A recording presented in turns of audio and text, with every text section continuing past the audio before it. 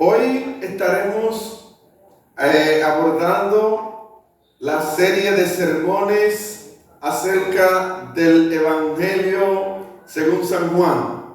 Y hoy toca el sermón número 4 y estaremos hablando de el Cordero de Dios. El Cordero de Dios que quita el pecado. Aleluya. Y el texto base para este sermón está en el versículo 29 al 34 del capítulo 1 del Evangelio según San Juan. Repito, capítulo 1, libro de Juan, versículo 29 al 34. Ahí estaremos abordando esos versículos en el día de hoy. Vamos a leer la palabra de Dios en el nombre del Padre, del Hijo y del Espíritu Santo. Amén. Dice así: el siguiente día vio Juan a Jesús que venía a él y dijo: he aquí el Cordero de Dios que quita el pecado del mundo. Este es aquel de quien yo dije: después de mí viene un varón, el cual es antes de mí, porque era primero que yo, y yo no le conocía. Mas para que fuese manifestado a Israel por esto, vine yo bautizando con agua. También dio Juan testimonio diciendo: vi al Espíritu Santo que descendía del cielo como paloma, permaneció sobre él, y yo le conocía. Pero el que me envió a bautizar con agua, aquel me dijo: sobre quien veas descender el Espíritu y que permanece sobre él, ese es el que bautiza con el Espíritu Santo. Y yo le vi, y he aquí, he dado testimonio de que este es el Hijo de Dios. El Hijo de Dios. Muy buenos días, amada iglesia. Hoy llegamos a uno de los momentos cumbre de toda la revelación bíblica. Juan el Bautista, tras haber negado ser el Mesías, levanta su manto y señala a una persona con un título que resume toda la historia de la redención. Amados hermanos, bienvenidos y bienvenida de nuevo en este sermón. En el sermón anterior vimos cómo Juan el Bautista se despojó de todo título honorífico ante la comisión investigadora de Jerusalén. Él dijo: no soy el Mesías, no soy la luz. Dijo: soy una voz. Hoy el escenario cambia. El texto comienza con la frase el siguiente día. Juan estaba construyendo una semana de la nueva creación que culminara en las bodas de Canaán de Galilea. Nos encontramos, iglesia, alrededor del año 28 después de la era común, en el río Jordán, cerca de Betania. Allí gobernaba Herodes Antipas en Galilea. Poncio Pilato estaba en Judea y Roma era la nación que cobraba los impuestos al pueblo de Israel. Los fariseos esperaban un Mesías político, según Salmo capítulo 2. Pero Juan presenta algo radicalmente distinto. Juan presenta el siervo sufriente. Este pasaje, iglesia, es la cumbre de la teología del Antiguo Testamento. Durante ese siglo, el pueblo de Israel vio correr ríos de sangre de animales en el templo. De hecho, excavaciones arqueológicas cerca del área del templo han encontrado miles de restos óseos de corderos, confirmando la masividad del sistema sacrificial. Pero hoy el Bautista interrumpe la historia con una frase que es un relámpago teológico. Y él dice: he aquí el Cordero de Dios que quita el pecado del mundo. Hoy vamos a ver brevemente la identificación suprema en el versículo 29, la experiencia del Mesías en el versículo 30, la señal del Espíritu Santo, versículo 31 al 33, y el testimonio final, versículo 34. El Cordero de Dios. El texto, amada iglesia, dice: el siguiente día vio Juan ¿a quién? A Jesús, que venía a él, y dijo: he aquí el Cordero de Dios que quita el pecado del mundo. El título Cordero de Dios, proclamado por Juan el Bautista en el versículo 29 del capítulo 1, constituye una de las declaraciones cristológicas más densas del Nuevo Testamento. Al decir Juan el Bautista: he aquí el Cordero de Dios que quita el pecado del mundo, el Bautista identifica a Jesús no como un líder político, sino como la provisión divina para el problema del pecado de la humanidad. Mientras los fariseos y los otros grupos políticos de Israel esperaban un Mesías político, un Mesías poderoso, un Mesías con un grande ejército, Juan presenta un Mesías sufriente y dice: he aquí el Cordero de Dios que quita el pecado del mundo. La palabra ide, he aquí, es la palabra griega ide. Es imperativo de atención, similar al usado en algún mercado en la época de Israel.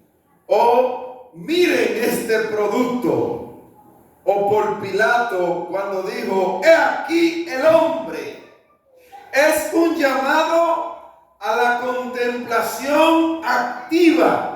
El término griego ide, traducido como he aquí, es una de las partículas más distintivas y teológicamente en el Evangelio de San Juan. En el Nuevo Testamento existen dos formas principales para la palabra he aquí. Y en los evangelios sinópticos se usa la palabra griega ido. Y en el evangelio de Juan se usa la palabra ide. Juan, conocido por muchos como un hombre que no vivía en el pueblo, que no estaba en las comodidades, no estaba en la comodidad del pueblo, estaba en las afueras de la montaña. Agnos es un término griego que se refiere específicamente a un cordero. Pero esa palabrita en griego, agnos, está hablando de un cordero joven. Un cordero joven. En el Nuevo Testamento, este término particular solo aparece aquí en el Evangelio de Juan y en el libro de los Hechos de los Apóstoles, específicamente en el versículo 32 del capítulo 8 y en Primera de Pedro capítulo 1 versículo 19. Y aparece siempre en contexto de sacrificio. Siempre en contexto de sacrificio es que aparece. Juan dice que el cordero quita el pecado. El verbo griego aquí es eiro, que significa, esto lo que significa es levantarse. Eiro significa llevar o cargar sobre sí. Esto implica una sustitución vicaria. Jesús quita el pecado cargado por las consecuencias penales en lugar de usted y de mí.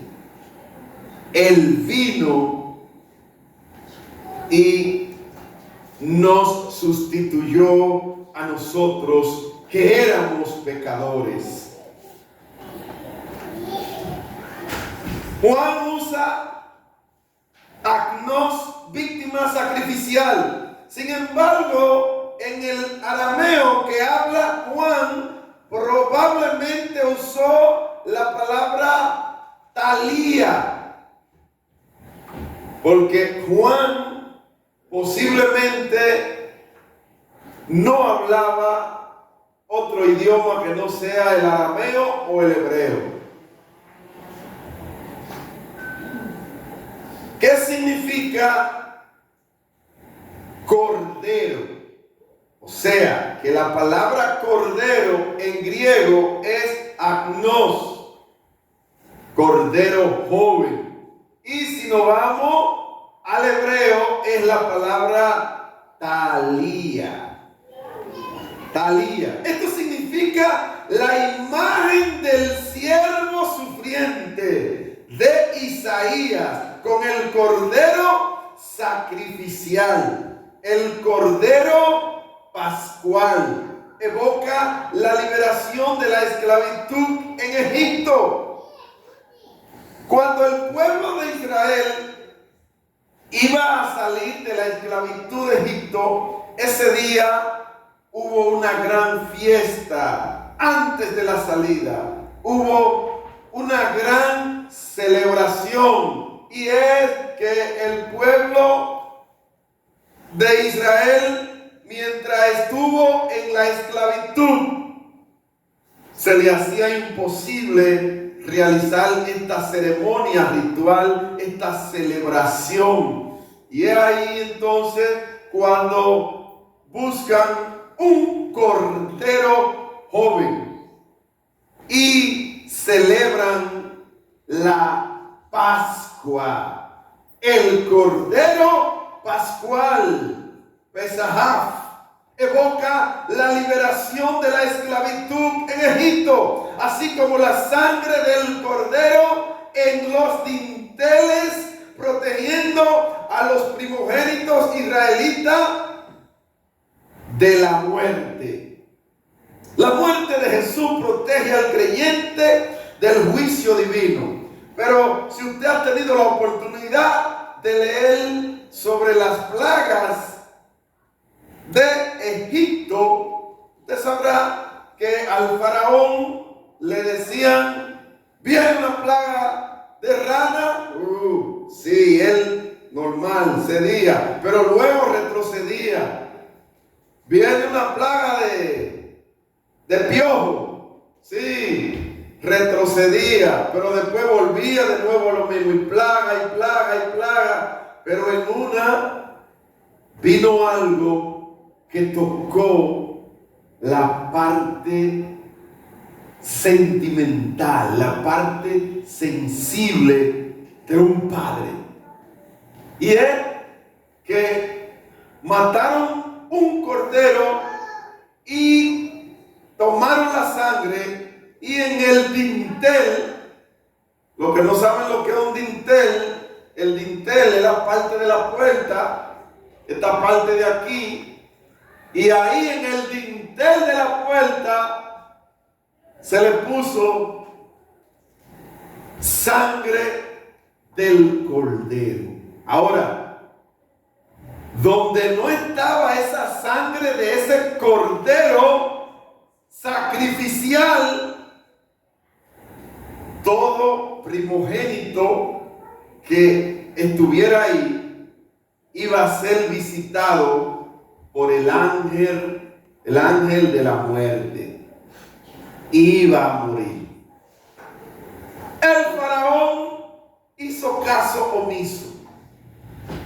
Los israelitas, que saben que Dios es soberano, sí tomaron en cuenta y cada uno marcó el dintel de su pueblo. ¿Y qué sucedió, hermano? Que los primogénitos israelitas no les pasó nada. Pero ¿qué pasó con el hijo del faraón? El hijo del faraón murió. Si extrapolamos esto a Cristo, Cristo es el cordero sacrificial que se sacrificó, que dio su sangre en la cruz del Calvario para redimirnos a usted y a mí de la esclavitud del pecado. Pero también había un sacrificio diario llamado Tamí.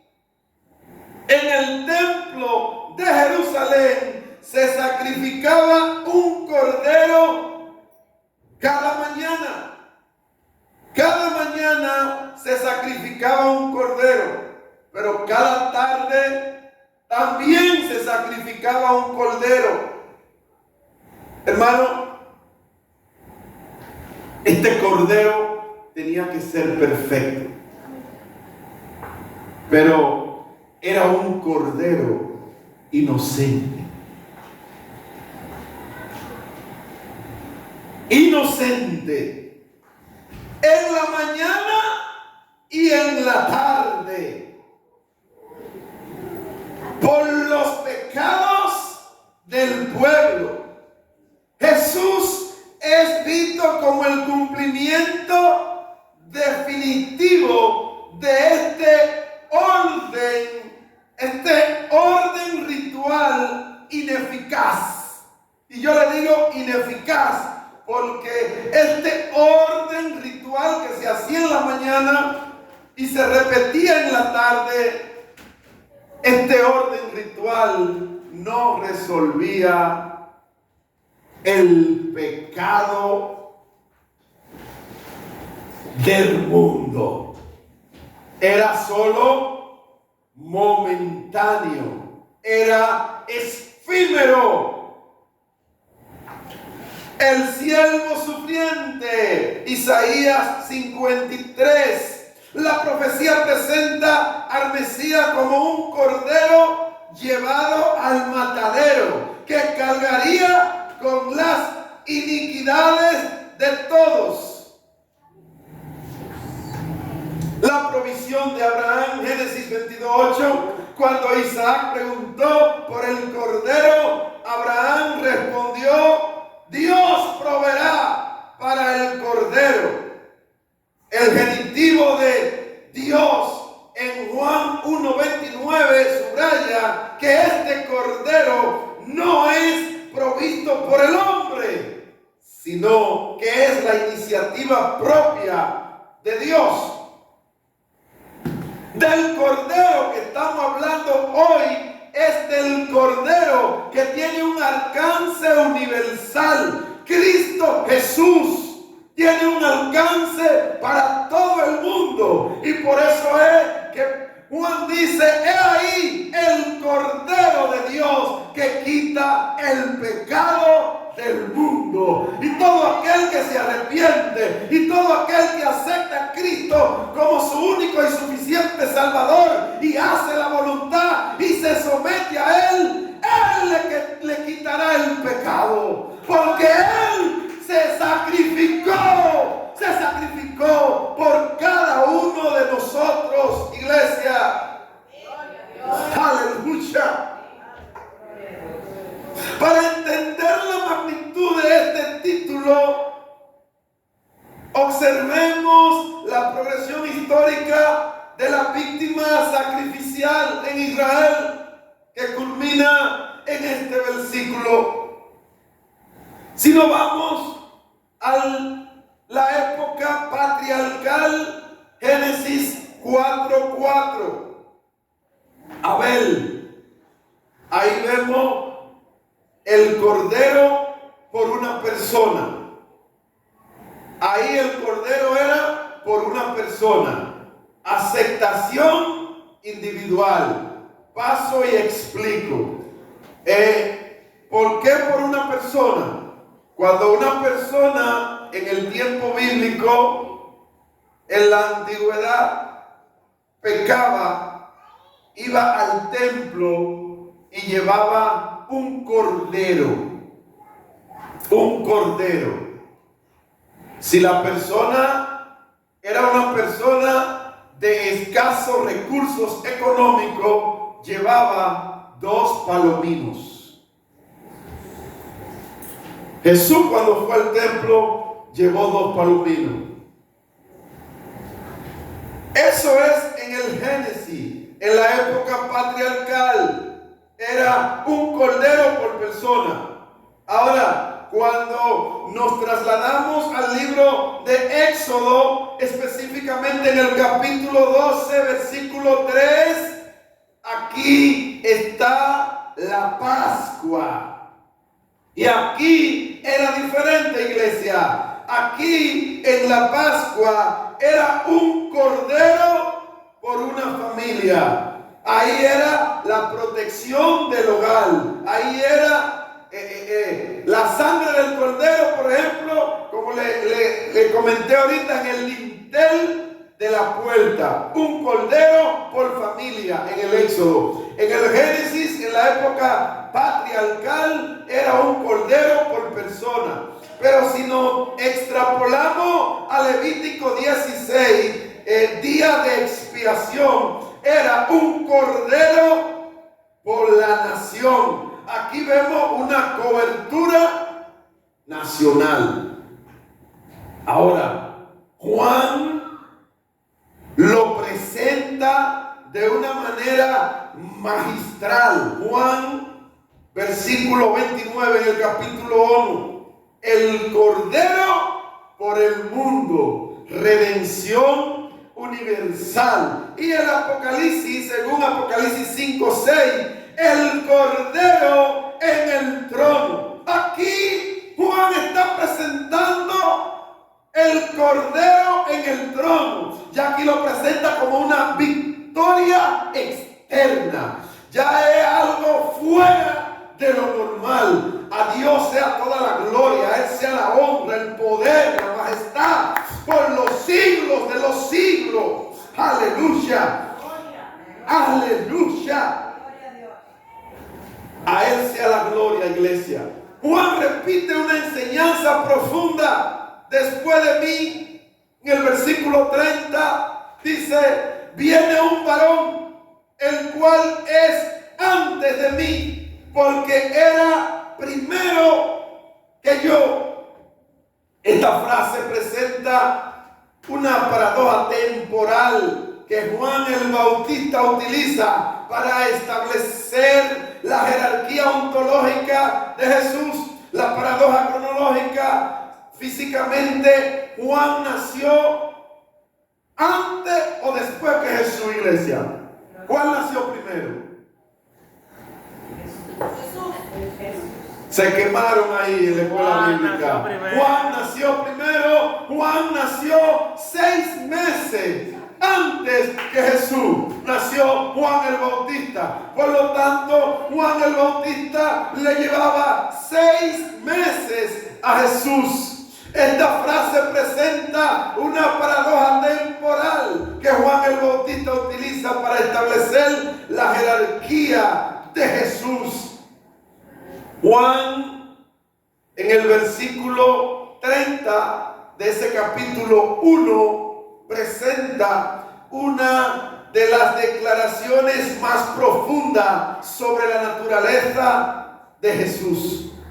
Este es aquel de quien yo dije: después de mí viene un varón que es antes de mí, porque era primero que yo. Y aquí es que muchos se confunden. Atención, iglesia, preste atención a esto.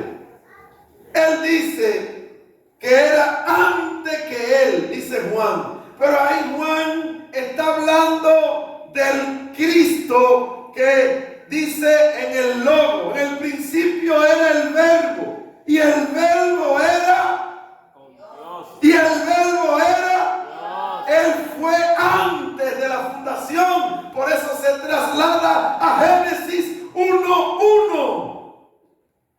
En el principio, en Arge, logos. Entonces, Juan está hablando de el logo. Cuando Juan habla del logo, dice: fue antes que yo, fue primero que yo. Ahora, cuando él habla de Jesús, el pariente de él, a ese le lleva 6 meses. Recuérdese que Jesús fue 100% hombre, 100% Dios. La eternidad del verbo. Aleluya. ¿Por qué era primero que yo? Porque Él es el verbo. Es antes de mí. Existencia antes de la creación. El versículo 30 es la aplicación práctica de Juan 1:1. No es un ser creado, sino el creador. Rompiendo la tradición cultural. En el mundo antiguo, la antigüedad equivalía a autoridad. Juan declara que el que viene tras él es superior a él. Juan está diciendo: el que viene tras mí es superior a mí, es mi jefe, está por encima de mí. En un sermón anterior yo le explicaba que Juan decía que él no era digno de desatar la sandalia de su pie. Y estudiando los textos antiguos de Jerusalén, me encontré con una nota que decía que cuando Juan habla de esta parte es porque la persona que estaban encargada de desatar la sandalia de los pies de alguien era una persona tan insignificante que ese era el peor trabajo. Oiga, ese era el peor trabajo. Si usted ve que el peor trabajo es recoger basura y botar basura, bueno, estaba comparado con ese. Pero no, hay otro que es peor que recoger basura. Recoger estiércol y botar estiércol, bueno, pues estaba comparado con eso. Y Juan lo que está diciendo es: yo no llego al rango de este que es mi superior. Solo Dios es eterno. Juan rinde testimonio de la deidad de Cristo. ¡Oh, gloria! Vamos rapidito al versículo 31 al 33, porque el tiempo ha ido transcurriendo. Juan declara: y yo no le conocía. Esto no significa desconocimiento familiar. Eran primos, sino falta de certeza oficial, mesiánica, hasta ver la señal divina. Y yo no le conocía. Juan dio también testimonio diciendo: he visto al Espíritu que descendía del cielo. ¿Cómo que? Como paloma, y se posó sobre él. El que me envió a bautizar en agua me dijo: aquel sobre quien veas al Espíritu descender y posarse sobre él, este es el que bautiza en Espíritu Santo y fuego. Se posó. Esta es la palabra clave. Significa, esta palabrita en griego es la palabrita emeinen. Y esta palabra emeinen en griego lo que significa es permanecer, moral o quedarse. A diferencia de los profetas del Antiguo Testamento, donde el Espíritu venía transitoriamente, sin embargo, en Jesús, oiga bien, en los profetas del antiguo Israel, el Espíritu Santo venía de tiempo en tiempo. Pero había un tiempo que se iba. Cuando el Espíritu Santo venía, el profeta iba y profetizaba al pueblo, le profetizaba. Pero hubo un tiempo que hubo un silencio de aproximadamente 400 años, donde Dios no se comunicó con su pueblo. Ahora, cuando el Espíritu Santo, como dice Juan, vino sobre Jesús y se posó de manera corporal en él, quedó ahí permanente para siempre. Mientras que en los profetas del antiguo Israel era de manera temporal, en Jesús el Espíritu Santo quedó permanente y para siempre. Aleluya. Hay algunas evidencias arqueológicas que dicen que en el antiguo Israel habían una mikveh o mikvaot, que eran piscinas de purificación ritual. Jesús entra allí no para ser purificado, porque Él es el que purifica. Él entra allí para santificar el rito e inaugurar uno nuevo. Él es el que santifica. Él es el que purifica. Él es el que sana. Él es el que te da vida y te la da en abundancia. Aleluya. El bautismo de agua, un rito externo vinculado a la preparación. Este bautismo era conocido en el antiguo Israel como mikveh.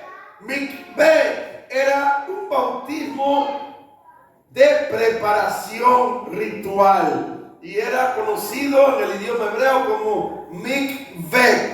El bautismo en el Espíritu, un concepto que lo podemos ver en Ezequiel 36, vinculaban exclusivamente a la era mesiánica. Estaba vinculado a la era mesiánica. La clave aquí es la permanencia. El verbo clave es emeinen, permaneció. Emeinen, que significa permanecer. En el Antiguo Testamento el Espíritu venía, pero se iba. En Jesús el Espíritu hace su morada permanente. Él es el portador absoluto del Espíritu Santo. Aleluya. Y yo lo he visto y he dado testimonio de que este es el Hijo de Dios. Juan 1:34. Yo lo he visto y he dado testimonio de que este es el Hijo de Dios. Aleluya. Él vive y reina por los siglos de los siglos. Aleluya. Yo lo he visto. Él lo ha visto. ¿Ha dado usted testimonio de alguien? El título, el Hijo de Dios, en el contexto judío, Hijo de Dios podía referirse al Rey. Sin embargo, en Juan este título está intrínsecamente ligado al versículo 1. El verbo era Dios. En Levítico el cordero es mudo, pasivo y muere. Es sombra de humillación en Levítico. En Apocalipsis 5:6, Juan ve un cordero como ingolado, pero está de pie y tiene cuernos. Los cuernos significa poder total, autoridad. La debilidad del sacrificio se convirtió en la fuerza del reinado. Aleluya, aleluya. Para un escritor, predicador, el príncipe de los predicadores, Charles Spurgeon, dijo: si quiere ver a Dios en su gloria, si quiere ver a Dios en su gloria, mira el cordero, mira el cordero. Allí la justicia y la misericordia se dieron un abrazo y se besaron, dice Charles Spurgeon, el príncipe de los predicadores. San Agustín de Hipona explica que Juan aprendió el poder exclusivo de Jesús para dispensar el Espíritu. Conclusión, hermanos, imaginen estar allí a la orilla del Jordán. Han traído su cordero al templo. Año tras año han vuelto a casa con la misma conciencia culpable. De repente, la voz del desierto grita esa frase libertadora: ya no tenemos que autorredimirnos ni pagar por nuestros propios pecados. El precio era impagable, iglesia. Mi postura pastoral es que Jesús es la cancelación del sistema de méritos. La vida cristiana en este 2026 no debe ser un esfuerzo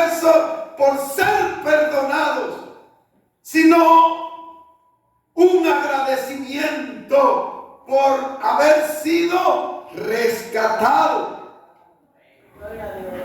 Un agradecimiento por haber sido sacado de la esclavitud del pecado. Un agradecimiento porque de muerte te dieron vida y en abundancia. Aleluya. El mundo hoy busca quitar su culpa con terapias. Y es bueno, hay que ir a la terapia, a cita, vaya, o a ti mismo. Pero el pecado es un cáncer real, iglesia. El pecado es un cáncer real. No lo ignore. No ignore ese cáncer. La única cura no es una religión. Es el Cordero de Dios que quita el pecado del mundo. Jesús no vino solo a enseñarnos a vivir. Vino a morir para que nosotros pudiéramos vivir. Conclusión, aplicación práctica, consejos. 0 víctimas en internet. Todos se quejan de ser víctimas, todos. Jesús eligió ser Él la víctima voluntaria. Cambia la queja por el servicio. Deja de quejarte tanto y sirve más. Cambia la queja por el servicio. Hay personas que se pasan la vida entera quejándose. Se quejan de que tienen una sola nevera, pero hay personas que no tienen nevera. Se quejan de que solamente tienen un solo televisor, porque fueron donde el vecino y vieron que hay 4 televisores. Gloria a Dios que el vecino tiene 4 televisores. Pero al final, cuando usted va a ver el juego de los Toros y el Escogido en un solo televisor, que lo va a ver, no lo va a ver los 4 de manera simultánea. Y se quejan, y se quejan, y se quejan. Deje de quejarse y aprenda a servir. El cristiano no está para estar quejándose. El cristiano está para disfrutar la bonanza que nos ha dado el Cordero de Dios que quita el pecado del mundo. No busque que los likes te digan quién eres. Dios confirmó a Jesús y Él te confirma a ti como redimido. ¿Quieres confirmación? Búscala en Jesús, no en los likes. En tus redes, sé como Juan, que tu vida sea un dedo índice que señala: Cordero quita pecado. Evita ser egocéntrico, que tu perfil refleje su gloria. Oye bien, que tu perfil de Instagram, de Facebook, de TikTok, de Twitter o de cualquier red social, hay 800,000 redes sociales, pero que tu perfil refleje a Cristo Jesús, al Cordero que quita el pecado, no a tu imagen con filtro. Antes de cada email o decisión, di: Espíritu Santo, tú permaneces en mí. Guíame a hacer lo correcto. Guíame a no cometer errores. Guíame a evitar el like inadecuado. Guíame